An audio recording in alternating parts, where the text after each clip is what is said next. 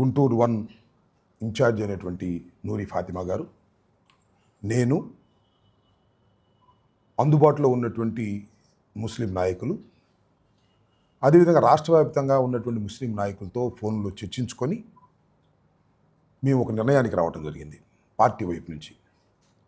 అదేంటంటే 71.5 ఎకరాల వక్ఫ్ భూమిని ప్రభుత్వం స్వాధీనం చేసుకోవాలని ఎక్విజిషన్ నోటీస్ ఇవ్వడం జరిగింది.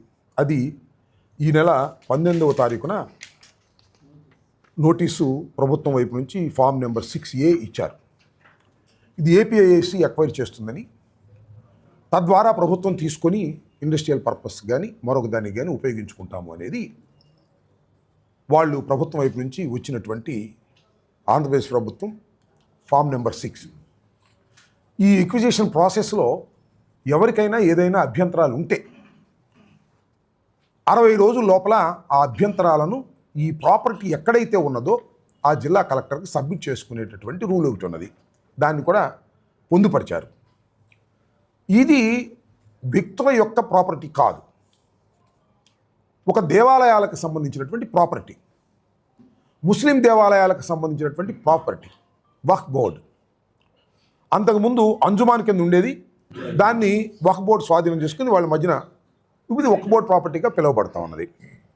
దీన్ని ముస్లిం పెద్దలతో పాటుగా వైఎస్ఆర్ కాంగ్రెస్ పార్టీ కూడా తీవ్రంగా వ్యతిరేకిస్తున్నది. వైఎస్ఆర్ కాంగ్రెస్ పార్టీ దీన్ని పోరాట బాటలోకి తీసుకువెళ్ళాలని నిర్ణయించుకున్నాం.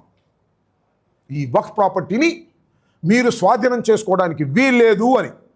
ఇది ఎక్కడ ప్రారంభమైందంటే, మేము సూక్ష్మంగా పరిశీలిస్తే నారా లోకేష్ గారి పిఎస్ ఫస్ట్ ఆయన ఎక్విజిషన్ కోసం రిక్వెస్ట్ చేశాడు. నారా లోకేష్ గారి పిఎస్ఓ అంటే నారా లోకేష్ గారి ప్రపోజల్ ఇది.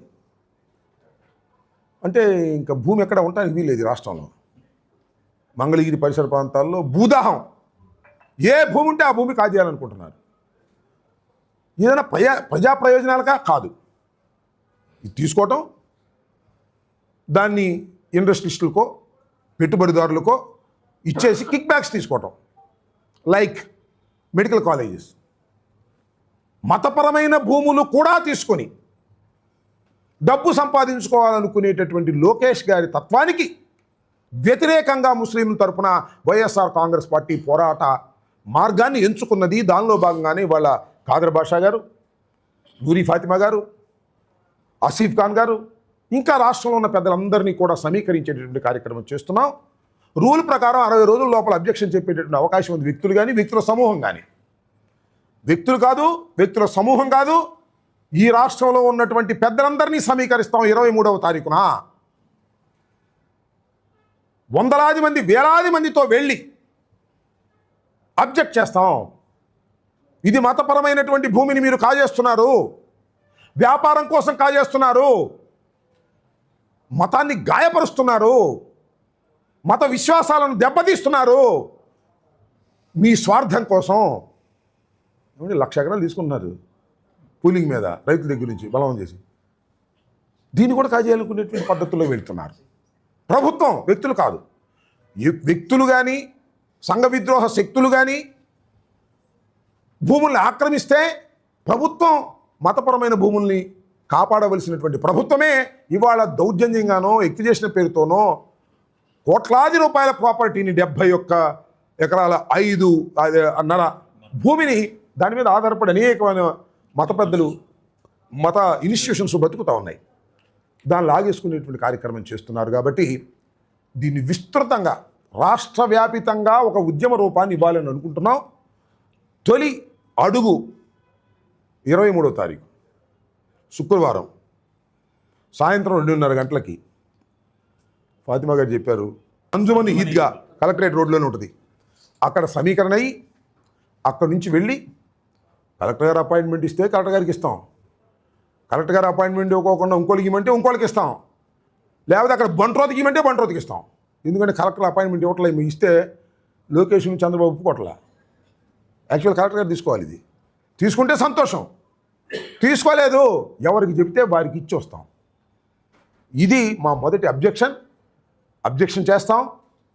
తర్వాత న్యాయ ప్రకారంగా పోరాటం చేస్తాం. అన్ని రకాల పొలిటికల్గా, న్యాయ ప్రకారంగా, మతపరంగా అన్ని రకాలుగాను ముస్లిం ప్రాపర్టీ 71.5 ఎకరాల ప్రాపర్టీని ముస్లింకు దక్కే విధంగానే చేయటం మా ప్రధానమైన ఉద్దేశం అని కూడా ఈ సందర్భంగా చెప్పదలుచుకున్నాను. దానికోసమే ఇవాళ తొలి అడుగు ఇక్కడ ప్రారంభించాం. ఇది విస్తృతమైనటువంటి ఉద్యమ రూపాన్ని తీసుకుంటాం.